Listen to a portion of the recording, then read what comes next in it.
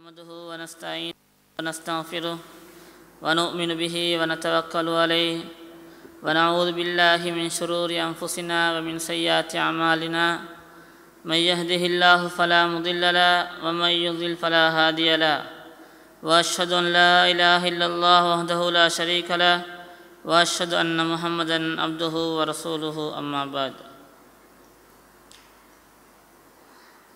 அன்பார்ந்த இஸ்லாமிய சகோதரர்களே, அல்லாஹ் சுப்ஹானஹு வ தஆலா உலகத்திலே மனிதர்களை படைத்து அவர்களுக்கு பல அருட்கொடைகளை அல்லாஹ் வழங்கியிருக்கின்றான். இப்படியாக அல்லாஹ் வழங்கிய அருட்கொடைகளிலே முக்கியமான ஒன்று, இந்த மனிதர்களுக்கு அந்த இரவானால் தூக்கத்தை அல்லாஹ் வழங்கியிருக்கின்றான்.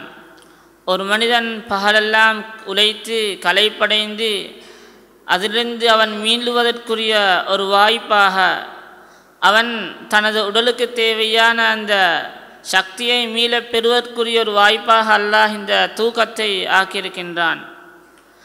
இன்று சிலரை நாங்கள் பார்க்கின்றோம், சில நோய்களின் காரணமாக அவர்களுக்கு ஒழுங்கான முறையில் தூங்க முடியாமல் அவதிப்படுவதை காண்கின்றோம். அதால் அவர்கள் பாரிய பிரச்சனைகளுக்கு மன உளைச்சல்களுக்கு ஆளாகுவதையும் நாங்கள் காண்கின்றோம். அன்பார்ந்த சகோதரர்களே, அந்த அடிப்படையிலே இந்த தூங்குவதற்கும் இஸ்லாம் நமக்கு பல வழிகளை காட்டி தந்துள்ளது. நாங்கள் தூங்குகின்ற பொழுது அது ஒரு வழக்கமாக இருந்தாலும், நாம் அன்றாடம் செய்யக்கூடிய ஒன்றாக இருந்தாலும், அதை நபிகள் நாயகம் ஸல்லல்லாஹு அலைஹி வஸல்லம் அவர்கள் காட்டித்தந்த முறையிலே நாங்கள்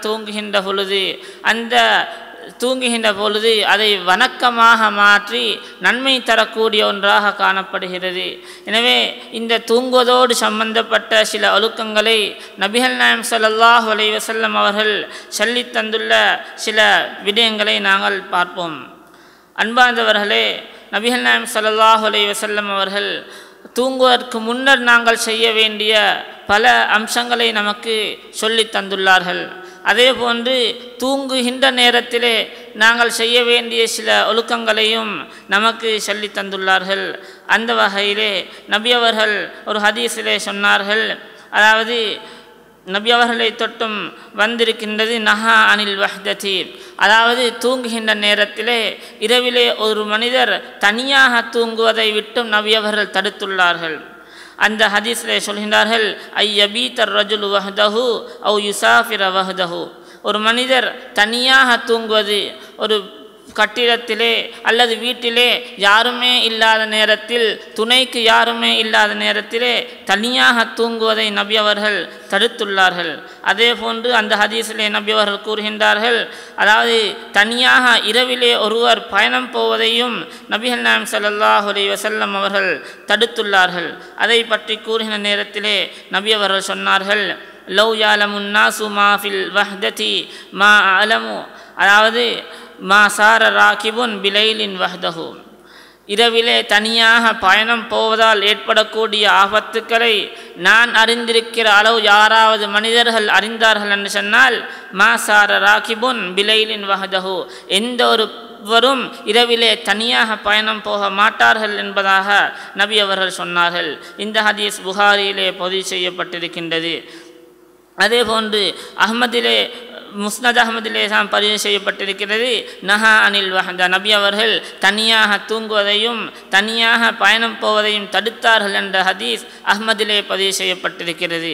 எனவே நாங்கள் வீடுகளிலே தூங்குகின்ற நேரத்திலே தனியாக தூங்குவதை விட்டும் இயன்றளவு தவிர்ந்து கொள்ள பார்க்க வேண்டும்.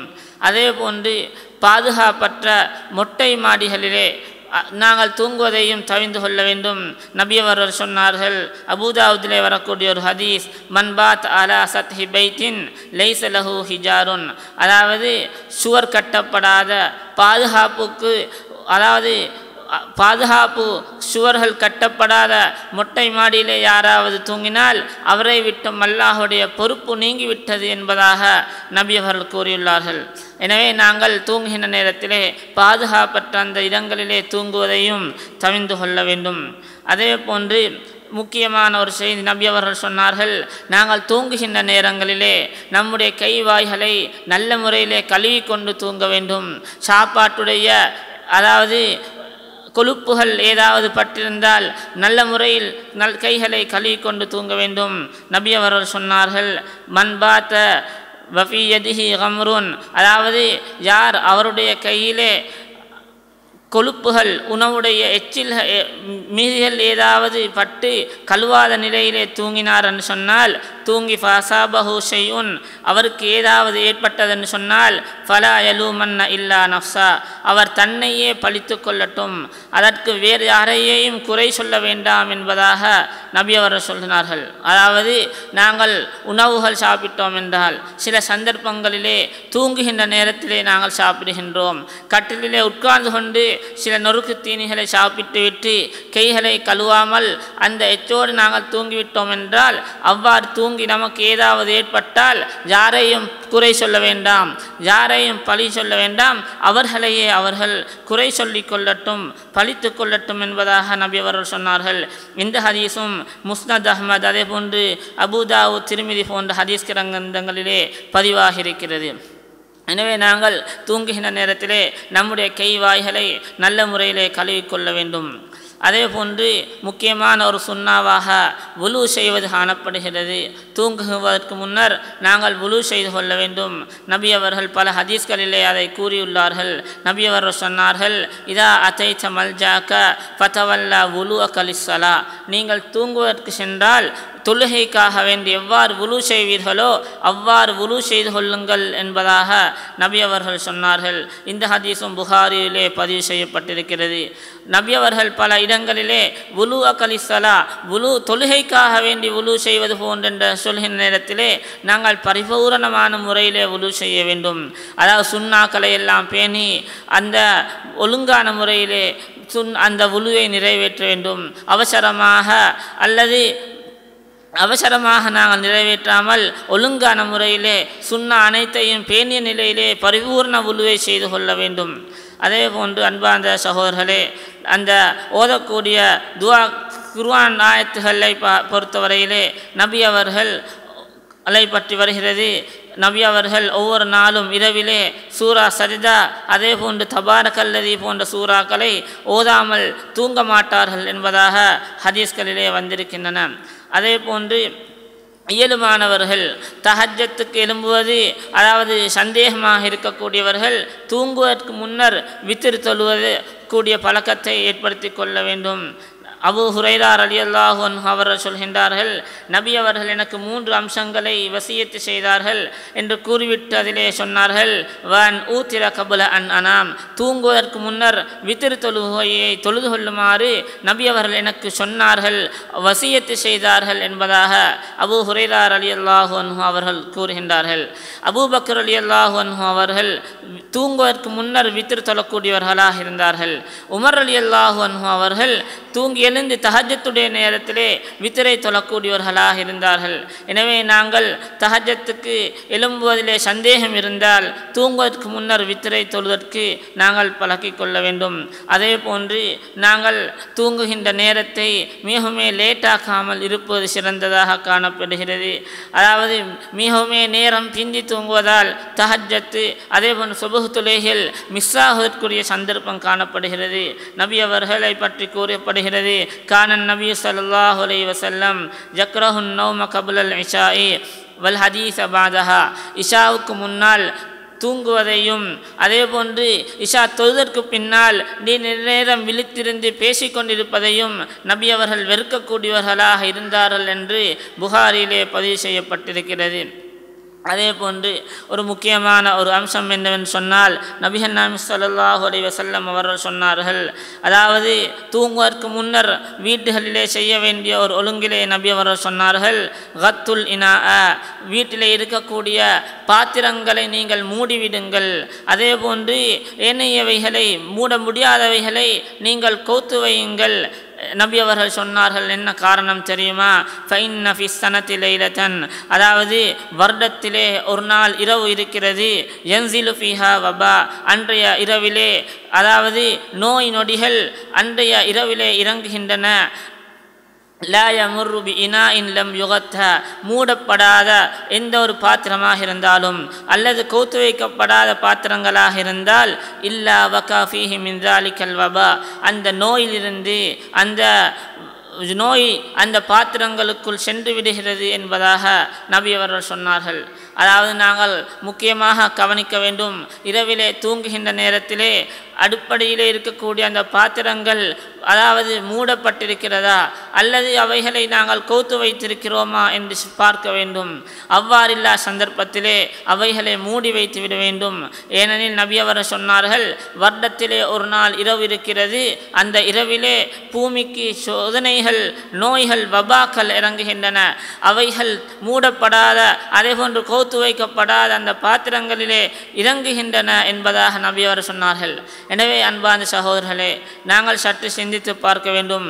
நாங்கள் பாத்திரங்களை திறந்து வைத்து விட்டு தூங்கிவிட்டோம் என்றால், அன்றைய இரவு அந்த நோய் வரக்கூடிய நாளாக இருந்தால் அந்த பாத்திரங்களை நாங்கள் மறுநாள் பாவிக்கின்ற நேரத்திலே அந்த நோய்களுக்கு உள்ளாகக்கூடியவர்களாக நாங்கள் மாறிவிடுவோம்.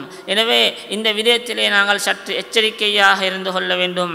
அதே போன்று இந்த ஹதீஸ் முஸ்லிமிலே பதிவு செய்யப்பட்டிருக்கிறது. அதே போன்று இன்னொரு ஹதீஸிலே நபி அவர் சொன்னார்கள், முஸ்லிமிலே வரக்கூடிய ஒரு ஹதீஸ், உங்களுடைய பாத்திரங்களை நீங்கள் மூடி வையுங்கள், அதே போன்று நீர் குடிக்கக்கூடியவைகளையும் கௌத்து வையுங்கள், உங்களுடைய கதவுகளை மூடி வையுங்கள், விளக்குகளை அணைத்து விடுங்கள். ஏனெனில் நிச்சயமாக ஷைத்தான் அதாவது மூடப்பட்ட பாத்திரங்களையோ கௌத்து வைக்கப்பட்ட பாத்திரங்களையோ அதே போன்று அடைக்கப்பட்ட கதவுகளையோ திறக்க மாட்டான். உங்களுக்கு பாத்திரத்தை மூடுவதற்கு எந்த ஒன்றுமே கிடைக்கவில்லை என்று சொன்னால் ஏதாவது ஒரு குச்சையாவது மேலால் வைத்து விடுங்கள், அல்லாஹுடைய பெயரை சொல்லி பிஸ்மி சொல்லி ஒரு குச்சையாவது நீங்கள் வைத்து விடுங்கள் என்பதாக நபி அவர்கள் சொன்னார்கள். அதே ஹதீஸிலே சொன்னார்கள், ஏனெனில் எலி அந்த வீட்டை நெருப்புகள் பற்றி கொண்டிருந்தால் அந்த வீட்டை பற்ற வைத்துவிடும் என்பதாக நபி அவர்கள் சொன்னார்கள். இந்த ஹதீஸும் முஸ்லிமிலே பதிவு செய்யப்பட்டிருக்கிறது. அதே போன்று இன்னொரு ஹதீஸிலே நபி அவர்கள் சொன்னார்கள், அபூதாவுதிலே வரக்கூடிய ஹதீஸ், இதா நிம்தும், நீங்கள் தூங்கினால் உங்களுடைய விளக்குகளை அணைத்து விடுங்கள், ஏனெனில் ஃபைன்ன ஷைத்தான யதுல்லு மிஸ்லஹாதா அலாஹாதா, நிச்சயமாக ஷைத்தான் எலி போன்றவைகளுக்கு அந்த விளக்குகளை கொண்டு அந்த வீட்டினர்களை பற்ற வைக்குமாறு ஏவுவான் என்பதாக நபி அவர்கள் சொன்னார்கள். அதே போன்று இன்னொரு ஹதீஸிலே நபி அவர்கள் சொன்னார்கள், நீங்கள் விளக்குகளை அணைத்து விடுங்கள், நிச்சயமாக ஷைத்தான் அந்த விளக்குகளில் இருக்கக்கூடிய திரிகளை எடுத்து கொண்டு போய் வீட்டை பற்ற வைப்பான் என்பதாக, அந்த எலிகள் வீட்டை பற்ற வைக்கும் என்பதாக நபி அவர்கள் சொன்னார்கள். இந்த ஹதீஸ் புகாரியிலே பதிவு செய்யப்பட்டிருக்கிறது. அதே போன்று புகாரியிலே பதிவு செய்யப்பட்டிருக்கக்கூடிய இன்னொரு ஹதீஸிலே நபி அவர்கள் சொன்னார்கள், இன்னஹாதிஹின் நார இன்னமாஹி அது உள்ளக்கும், இந்த நெருப்பு இருக்கிறதே அது உங்களுடைய எதிரியாக இருக்கிறது. எனவே நீங்கள் தூங்கினால் ஃபாத்ஃபியூஹா அன்கும், அதை அணைத்து விட்டு தூங்குங்கள் என்பதாக நபி அவர்கள் சொன்னார்கள். அதே போன்று இன்னொரு ஹதீஸிலே லா தத்ருக்குன் நார ஃபீ புயூத்திக்கும் ஹீன தனாமூன், நீங்கள் தூங்குகின்ற நேரத்திலே வீட்டிலே நெருப்பை வைத்துவிட்டு அணைக்காமல் தூங்கிவிட வேண்டாம் என்பதாக நபி அவர்கள் சொன்னார்கள். அன்பார்ந்தவர்களே, எனவே இன்று நாங்கள் நிறைய விளக்குகளை பாவிக்காவிட்டாலும் நாங்கள் ஃபோன்களை சார்ஜிலே அடித்து கொண்டு தூங்கிவிடுகின்றோம். அதனால் ஏற்படக்கூடிய அந்த ஆபத்துக்களை நாங்கள் கண்டும் இருக்கின்றோம். எனவே அன்பார்ந்தவர்களே, நாங்கள் இரவு நேரங்களிலே தூங்குகின்ற நேரத்திலே அடுப்புகள் பற்றி கொண்டிருந்தால், அதே போன்று சார்ஜிலே ஃபோன்களை போட்டிருந்தால் அவைகளை நாங்கள் கலட்டி வைத்து விட வேண்டும். எனவே இந்த ஒழுங்குகளையும் நாங்கள் பேணிக்கொள்ள வேண்டும். அதே போன்று நபி அவர்கள் சொன்னார்கள், உங்களிலே ஒருவர் தூங்குவதற்கு வந்தால் அவர் அதை 3 முறை உதறிக்கொள்ளட்டும், பிஸ்மில்லா சொல்லி உதறிக்கொள்ளட்டும், ஏனெனில் அதுக்கு கீழால் என்ன ஆபத்து தரக்கூடியவைகள் இருக்கிறது என்பதாக அவருக்கு தெரியாது என்பதாக சொன்னார்கள். எனவே நாங்கள் தூங்குவதற்கு சென்றால் நம்முடைய விரிப்புகளை நாங்கள் 3 முறை உதறிக்கொள்ள வேண்டும்.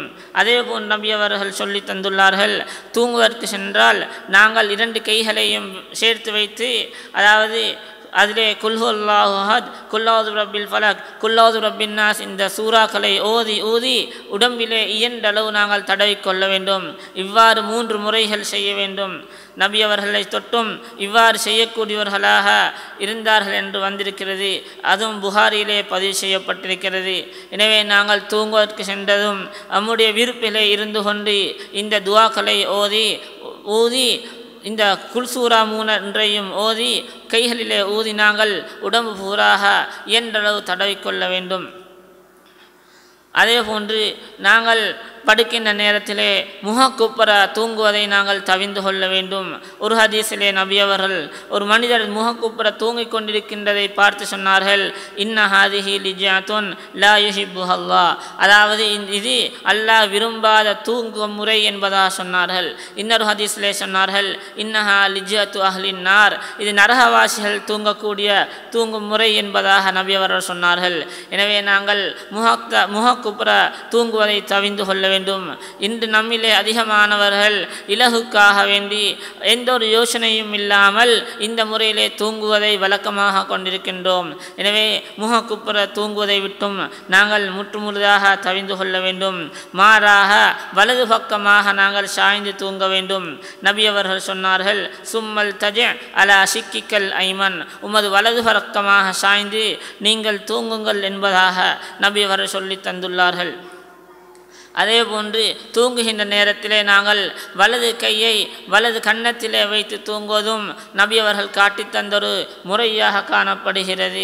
நபி அவர்கள் சொன்னார்கள், நபி அவர்களை பற்றி வருந்திருக்கின்றது, கான இதா அராத ஐயர்குத, நபி அவர்கள் தூங்குவதற்கு நாடினால் வலா யதஹுல் யும்னா தஹ்த ஹத்திஹில், அதாவது அவருடைய வலது கையை அவர்களுடைய கன்னத்திலே வைத்து அல்லாஹும்ம கினி அதாபக யோம தபூசு இபாதக இந்த துவாவை ஓதி தூங்குவார்கள் என்பதாக வந்திருக்கிறது.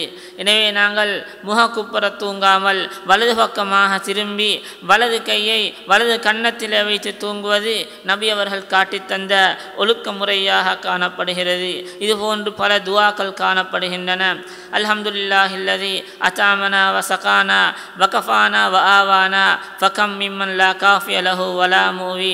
அதே போன்று இன்னும் பல துவாக்கள் காணப்படுகின்றன.